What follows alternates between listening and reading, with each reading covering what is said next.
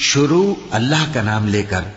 جو بڑا مہربان نہایت رحم والا ہے۔ الف لام را، یہ ایک پر نور کتاب ہے، اس کو ہم نے تم پر اس لیے نازل کیا ہے کہ تم لوگوں کو اندھیروں سے نکال کر روشنی کی طرف لے جاؤ، یعنی ان کے پروردگار کے حکم سے عزت والے خوبیوں والے مالک کے راستے کی طرف، یعنی اس اللہ کے راستے کی طرف کہ جو کچھ آسمانوں اور زمین میں ہے سب اسی کا ہے،